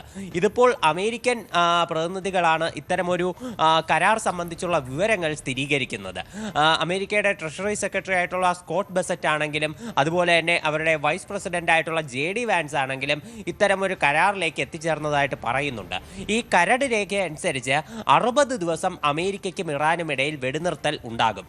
ഈ വെടിനിർത്തൽ കാലയളവിൽ ഇരു രാഷ്ട്രങ്ങൾക്കുമിടയിലുള്ള തർക്ക വിഷയങ്ങൾ ചർച്ച ചെയ്യും എന്നതാണ് ധാരണ. ഈ തർക്ക വിഷയം എന്ന് പറയുമ്പോൾ ഏറ്റവും പ്രധാനമായിട്ടും ഇറാന്റെ ആണവ വിഷയങ്ങൾ സംബന്ധിച്ച് തന്നെയായിരിക്കും ചർച്ച നടക്കുക.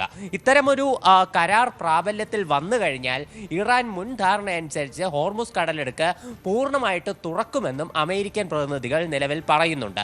അങ്ങനെ ഇറാൻ ഹോർമുസ് കടലിടുക്ക് തുറക്കുകയാണെങ്കിൽ ഹോർമുസിൽ അമേരിക്ക ഏർപ്പെടുത്തിയിട്ടുള്ള സൈനിക ഉപരോധം അവസാനിപ്പിക്കുകയും ചെയ്യുമെന്നും ഇപ്പോൾ നിലവിൽ നമുക്ക് മനസ്സിലാക്കാൻ സാധിക്കുന്നുണ്ട്. അതുപോലെ ഈ ചർച്ചകൾ മുന്നോട്ട് കൊണ്ടുപോകുമ്പോൾ ഈ മറ്റ് സമീപ രാഷ്ട്രങ്ങളിലുള്ള ഒരു യുദ്ധമാണെങ്കിലും ഇപ്പോൾ നോക്കുകയാണെങ്കിൽ ഇസ്രായേലിൻ്റെ ലെബനിലേക്കുള്ള ആക്രമണം, അതുപോലെ ഇറാനെ ആക്രമിക്കില്ല എന്നുള്ള ഉറപ്പ്, ഇത്തരം കാര്യങ്ങളിലെല്ലാം ഇറാന് ഒരു ധാരണ കിട്ടുകയാണെങ്കിൽ, ഇറാന് ഒരു ഉറപ്പ് ലഭിക്കുകയാണെങ്കിൽ ആണവ വിഷയങ്ങളിൽ ഉൾപ്പെടെ ഇറാൻ ഒരു വിട്ടുവീഴ്ചയ്ക്ക് തയ്യാറാകും എന്നാണ് നമുക്ക് നിലവിൽ മനസ്സിലാക്കാൻ സാധിക്കുന്നത്. ഇക്കാര്യത്തിൽ ഇറാൻ്റെയും ഒരു അനുമതി ഉണ്ടെന്നാണ് അവിടെയുള്ള മാധ്യമ റിപ്പോർട്ടുകളിൽ നിന്ന് നമുക്ക് മനസ്സിലാക്കാൻ സാധിക്കുന്നത്. പക്ഷേ ഈ ഒരു വിഷയത്തിൽ ഇപ്പോൾ ഏറ്റവും പ്രധാനമായിട്ടും വേണ്ടത് US പ്രസിഡന്റ് ആയിട്ടുള്ള ഡൊണാൾഡ് ട്രംപിൻ്റെ അനുമതി തന്നെയാണ്. അദ്ദേഹം ഇപ്പോൾ കൂടുതൽ പുതിയ നിബന്ധനകൾ, പുതിയ ഉടമ്പടികളെല്ലാം ഈ കരാറിൽ ഉൾപ്പെടുത്താൻ ശ്രമിക്കുന്നതായിട്ടാണ് നമുക്ക് കഴിഞ്ഞ ദിവസത്തെ അദ്ദേഹത്തിൻ്റെ പരാമർശങ്ങളിൽ നിന്ന് വ്യക്തമാകുന്നത്. പ്രധാനമായിട്ടും എബ്രഹാം അക്കോർഡ്സ് ഒക്കെ ഈ ഒരു കാര്യത്തിൽ കൊണ്ടുവരാൻ ശ്രമിക്കുന്നുണ്ട്. അത്തരത്തിൽ പുതിയ എന്തെങ്കിലും കാര്യം ട്രംപ് എടുത്തിടുകയാണെങ്കിൽ ഇത്തരം ചർച്ചകൾ പ്രതിസന്ധിയിലാകാനുള്ള സാധ്യതയും തീർച്ചയായും അതാണ് സാഹചര്യം. ഏതായാലും കാത്തിരുന്ന് കാണാം കരാറിന്റെ ഭാവി. മറ്റു വാർത്തയിലേക്ക്. കുംഭമേള വൈറൽ താരത്തിന്റെ ഭർത്താവിന്റെ മുൻകൂർ ജാമ്യാപേക്ഷ ഇന്ന് ഹൈക്കോടതി പരിഗണിക്കുന്നുണ്ട്. ഫർമാന്റെ അറസ്റ്റ് തടഞ്ഞുകൊണ്ടുള്ള ഇടക്കാല ഉത്തരവ് ഹൈക്കോടതി നേരത്തെ നീട്ടിയിരുന്നു. മുൻകൂർ ജാമ്യാപേക്ഷയെ മധ്യപ്രദേശ് സർക്കാർ കോടതിയിൽ എതിർത്തു. മധ്യപ്രദേശിലാണ് കേസിന്റെ FIR രജിസ്റ്റർ ചെയ്തതെന്നും സ്വാഭാവിക മുൻകൂർ ജാമ്യാപേക്ഷ കേരളത്തിലെ ഹൈക്കോടതിയിൽ നിലനിൽക്കില്ല എന്നുമാണ് വാദം. വടക്കൻ കേരളത്തിലെ റെയിൽവേ യാത്രാ ക്ലേശത്തിന് പരിഹാരം കണ്ടെത്താൻ കാസർഗോഡ് ജില്ലാ ഭരണകൂടത്തിന്റെ മാസ്റ്റർ പ്ലാൻ നിലവിൽ നേരിടുന്ന കടുത്ത യാത്രാക്ലേശങ്ങൾ ചൂണ്ടിക്കാട്ടി ജില്ലാ കളക്ടർ റെയിൽവേ അധികൃതർക്ക് കത്തയച്ചു. വടക്കൻ കേരളത്തിലെ ജനങ്ങൾ നേരിടുന്ന ദീർഘകാലത്തെ റെയിൽവേ യാത്രാക്ലേശങ്ങൾക്ക് പരിഹാരം കാണുന്നതിനായി അടിയന്തര ഇടപെടലുമായി കാസർഗോഡ് ജില്ലാ ഭരണകൂടം. ജില്ലാ കളക്ടർ അർജുൻ പാണ്ഡ്യൻ റെയിൽവേ അധികൃതർക്ക് കത്തയച്ചു. കണ്ണൂർ, മംഗളൂരു സെൻട്രൽ, മംഗളൂരു ജംഗ്ഷൻ എന്നിവിടങ്ങളിൽ സർവീസ് അവസാനിപ്പിക്കുന്ന പ്രധാന ട്രെയിനുകൾ കാസർഗോട്ടേക്ക് നീട്ടണമെന്നും നിർത്തലാക്കിയ പാസഞ്ചർ സർവീസുകൾ പുനരാരംഭിക്കണമെന്നും ആവശ്യപ്പെട്ടാണ് കലക്ടർ റെയിൽവേക്ക് കത്തയച്ചത്. തെക്കൻ കേരളത്തിൽ നിന്ന് പുറപ്പെടുന്ന നിരവധി ട്രെയിനുകൾ കണ്ണൂരിൽ സർവീസ് അവസാനിപ്പിക്കുന്നതോടൊപ്പം വടക്ക് പടിഞ്ഞാറൻ മേഖലകളിൽ നിന്നുള്ള സർവീസുകൾ മംഗളൂരുവിൽ സർവീസ് അവസാനിപ്പിക്കുന്നത് കാസർഗോട്ടേക്ക് വരേണ്ട പ്രവാസികൾ, വിദ്യാർത്ഥികൾ, രോഗികൾ, തീർത്ഥാടകർ ഉൾപ്പെടെയുള്ളവർക്ക് വലിയ ബുദ്ധിമുട്ടാണ് ഉണ്ടാക്കുന്നത്. കാസർഗോഡ് റെയിൽവേ സ്റ്റേഷനിൽ പ്രധാന ട്രെയിനുകൾക്ക് സ്റ്റോപ്പുകളില്ലാത്തതും നേരത്തെ ഉണ്ടായിരുന്ന ചില പാസഞ്ചർ സർവീസുകൾ നിർത്തലാക്കിയതും ജനങ്ങളുടെ ദൈനംദിന യാത്രകളെയും പ്രാദേശിക വികസനത്തെയും സാരമായി ബാധിച്ചിട്ടുണ്ട്. കണ്ണൂർ കേരളത്തിന്റെ അതിർത്തിയല്ല, കണ്ണൂർ പാലക്കാട് ഡിവിഷൻ അതിർത്തിയല്ല, കണ്ണൂർ ദക്ഷിണ റെയിൽവേയുടെ അതിർത്തിയല്ല. എന്നിട്ടും കണ്ണൂരിൽ നിന്ന് മാത്രം 9 വണ്ടികൾ യാത്ര അവസാനിക്കും. കോഴിക്കോട് നിന്ന് വൈകുന്നേരം 6:10 ശേഷം കാസർഗോഡ് ഭാഗത്തേക്ക് ഒരു വണ്ടിയും ഇല്ലാതെ ജനങ്ങൾ ദുരിതം അനുഭവിക്കുകയാണ്. ഈ ദുരിതം അനുഭവിക്കുന്ന സമയത്ത് തന്നെയാണ് ഷൊർണൂരിൽ നിന്നും ഒരു പാസഞ്ചർ പുതിയതായി കണ്ണൂർ വരെ ഓടിക്കാനുള്ള തീരുമാനം റെയിൽവേ എടുക്കുന്നത്. പക്ഷെ അത് കാസർഗോഡ് വരെ നീട്ടാൻ മുറവിളി കൂട്ടുന്നതിനിടയിലാണ് റെയിൽവേ ആരും ആവശ്യപ്പെടാതെ ഷൊർണൂരിൽ നിന്ന് പാലക്കാടേക്ക് വണ്ടി നീട്ടി. വടക്കോട്ടേക്ക് നീട്ടാൻ ആവശ്യപ്പെടുമ്പോൾ മാത്രം റെയിൽവേക്ക് അത് സാധിക്കുകയും പല മുടന്ത ന്യായങ്ങൾ പറയുകയും, നേരെ മറിച്ച് തെക്കോട്ടേക്കുള്ള വണ്ടികൾ എത്ര വണ്ടികളും വേണമെങ്കിൽ നീട്ടാനുള്ള ഒരു സ്ഥിതിയാണ് നാം കണ്ടുവരുന്നത്. ഇപ്പോൾ തന്നെ വൈകുന്നേരം നമുക്കറിയാം ഒരു ദിവസം 9 വണ്ടികളാണ് കണ്ണൂർ യാത്ര അവസാനിക്കുന്നത്. കണ്ണൂർ കഴിഞ്ഞാൽ ചിറക്കൽ മുതൽ മംഗലാപുരം വരെയുള്ള ഏകദേശം 20 ലക്ഷം ആൾക്കാർ, കേരളത്തിന്റെ ഒരു 5-10% ആൾക്കാരെ ദുരിതത്തിലായിരുന്ന അവരെ കണ്ടില്ലാന്നടിക്കുന്ന ഒരു സമീപനമാണ് റെയിൽവേ കേന്ദ്ര സർക്കാരും കേരള സർക്കാരും ഒക്കെ ചെയ്യുന്നത്. അത് തിരുത്തിയേ പറ്റൂ. നമ്മുടെ MP-മാരൊക്കെ ഇതിൽ അടിയന്തരമായി ശ്രദ്ധ പതിപ്പിക്കണം. റെയിൽവേ ഉദ്യോഗസ്ഥരുടെയും ജില്ലാതല ഉദ്യോഗസ്ഥരുടെയും സാന്നിധ്യത്തിൽ നടന്ന യോഗത്തിലെ തീരുമാനങ്ങളുടെ അടിസ്ഥാനത്തിലാണ് പാലക്കാട് ഡിവിഷണൽ മാനേജർക്ക് നിർദ്ദേശങ്ങൾ സമർപ്പിച്ചിരിക്കുന്നത്. കാസർഗോഡ് ജില്ലയിലെ ജനങ്ങളുടെ ന്യായമായ ആവശ്യങ്ങളോട് അനുകൂലമായ നിലപാട് ഇന്ത്യൻ റെയിൽവേയുടെ ഭാഗത്തു നിന്നുണ്ടാകുമെന്നാണ് പ്രതീക്ഷിക്കുന്നത്. KB Baiju, news 18, Kasaragod. ലോകകപ്പിലുള്ള 26 അംഗ അർജന്റീനൻ ടീമിനെ ലയണൽ മെസ്സി നയിക്കും. 2022 ജയിച്ച ടീമിലെ 17 പേരെ ഉൾപ്പെടുത്തിയിട്ടുണ്ട്. മാർക്കസ് അക്യൂനയെ ഒഴിവാക്കി. അൾജീരിയ, ഓസ്ട്രിയ, ജോർദാൻ എന്നിവർ ഉൾപ്പെടുന്ന ഗ്രൂപ്പ് ജെയിലാണ് അർജന്റീന. ലോകകപ്പ് ടീം പ്രഖ്യാപനത്തിലുള്ള സമയപരിധിയുടെ അവസാനം വരെ സസ്പെൻസ് നിലനിർത്തിയാണ് അർജന്റീന പരിശീലകൻ ലയണൽ സ്കലോനി ടീമിനെ പ്രഖ്യാപിച്ചത്. 2022 ടൂർണമെന്റിന്റെ ഗോൾ കീപ്പറായി തെരഞ്ഞെടുക്കപ്പെട്ട എമിലിയായോ മാർട്ടിനസും പ്രതിരോധക്കാരായ ലിസാൻഡ്രോ മാർട്ടിനസും ക്രിസ്ത്യൻ റൊമേറോയും ടീമിലുണ്ട്. ഇവരെ കൂടാതെ Alexis Mac Allister, Enzo Fernandez എന്നിവരാണ് അർജന്റീനൻ ടീമിൽ ഉൾപ്പെട്ട ഇംഗ്ലീഷ് പ്രീമിയർ ലീഗ് താരങ്ങൾ. 20 മത്സരങ്ങൾ കളിച്ച മെസ്സിയുടെ പേരിലാണ് ലോകകപ്പിൽ ഏറ്റവും കൂടുതൽ മത്സരങ്ങൾ കളിച്ച താരമെന്ന റെക്കോർഡ്. മെസ്സിയെ കൂടാതെ 6 ലോകകപ്പ് കളിച്ച ഏകതാരം പോർച്ചുഗൽ ഫോർവേഡ് ക്രിസ്ത്യാനോ റൊണാൾഡോയാണ്. തിങ്കളാഴ്ച മേജർ സോക്കർ ലീഗിലെ മത്സരത്തിനിടെ ഇന്റർ മയാമിക്കായി കളിക്കുന്ന മെസ്സിയെ മത്സരത്തിനിടെ പിൻവലിച്ചിരുന്നു. താരത്തിന് പരിക്കുകളൊന്നുമില്ലെന്നും പേശി വലിവ് കാരണമാണ് സബ്സ്റ്റിറ്റ്യൂട്ട് ചെയ്തതെന്നും ക്ലബ്ബ് വ്യക്തമാക്കി. ഇതിനിടെ ബ്രസീലിന് അത്ര സന്തോഷ വാർത്തയല്ല. ലോകകപ്പിന് ദിവസങ്ങൾ മാത്രം ശേഷിക്കെ ബ്രസീലിന് തിരിച്ചടിയായി സൂപ്പർ താരം നെയ്മറിന്റെ പരിക്ക്. ഇതോടെ ലോകകപ്പിലെ ആദ്യ മത്സരങ്ങളിൽ അദ്ദേഹം കളിക്കുമോ എന്നുള്ള കാര്യം സംശയത്തിലാണ്. കാലിലെ പേശിക്കേറ്റ പരിക്കാണ് താരത്തിന് തിരിച്ചടിയായത്. ബ്രസീൽ ദേശീയ ടീം ഡോക്ടർ റോഡ്രിഗോ ലാസ്മർ നൽകുന്ന വിവരമനുസരിച്ച് പരിക്ക് കാരണം നെയ്മർ ലോകകപ്പിലെ ആദ്യ മത്സരത്തിൽ കളിക്കുന്ന കാര്യം സംശയത്തിലാണ്. MRI സ്കാനിലൂടെ നെയ്മറിന് ഗ്രേഡ് 2 മസിൽ ഇഞ്ചുറി ഉണ്ടെന്ന് കണ്ടെത്തിയിട്ടുണ്ട്. ഈ പരിക്ക് ഭേദമാക്കാൻ 2 മുതൽ 3 ആഴ്ച വരെ ചികിത്സ ആവശ്യമാണെന്ന് ഡോക്ടർ വ്യക്തമാക്കിയിട്ടുണ്ട്. ഇപ്പോഴും 34-കാരനായ നെയ്മറുമായി ബന്ധപ്പെട്ട് വൈദ്യപരിശോധന നടന്നു വരികയാണ്. ഏഷ്യൻ ഗെയിംസ് സെലക്ഷൻ ട്രയൽസിൽ പങ്കെടുക്കാൻ വിനേഷ് ഫോഗട്ടിന് അനുമതി നൽകിയ ഡൽഹി ഹൈക്കോടതി ഡിവിഷൻ ബെഞ്ചിന്റെ ഉത്തരവിനെതിരായ ഹർജി ഇന്ന് സുപ്രീം കോടതി പരിഗണിക്കും. റെസ്ലിംഗ് ഫെഡറേഷൻ ഓഫ് ഇന്ത്യയാണ് സുപ്രീം കോടതിയെ സമീപിച്ചത്. ജസ്റ്റിസ് PS നരസിംഹ അധ്യക്ഷനായ ബെഞ്ച് കേസ് പരിഗണിക്കും. നാളെയും മറ്റന്നാളുമായാണ് സെലക്ഷൻ ട്രയൽസ് നടക്കുന്നത്. വനിതാ കായിക താരങ്ങളെ ഒഴിവാക്കുന്നതിന് മാതൃത്വം കാരണമല്ലെന്ന് റെസ്ലിംഗ് ഫെഡറേഷൻ ഓഫ് ഇന്ത്യക്കെതിരെ വിമർശനം നടത്തിയാണ് ഡൽഹി ഹൈക്കോടതിയുടെ ഡിവിഷൻ ബെഞ്ച് വിനേഷ് ഫോഗട്ടിന് അനുമതി നൽകിയത്. നമുക്കിനി ന്യൂസ് 8ന്റെ സ്പെഷ്യൽ ഡേയിലേക്ക് ഒന്ന് പോകാം. 9ാം പിറന്നാൾ ആഘോഷിക്കുന്ന ധ്രുവിൻ രാജ് എന്ന കണ്ണന് പിറന്നാൾ ആശംസകൾ നേരുകയാണ് കൊച്ചച്ഛൻ നിതിനും ചെറിയമ്മ രമയും. ന്യൂസ് 8ന്റെയും എല്ലാ ആശംസയും ധ്രുവിന് നേരുന്നു. അപ്പോൾ നമുക്ക് രാവിലെ പൂർത്തിയാകാനുള്ള സമയമായി. എല്ലാ പ്രേക്ഷകർക്കും ഒരു നല്ല ദിവസം ആശംസിക്കുന്നു. നമസ്കാരം.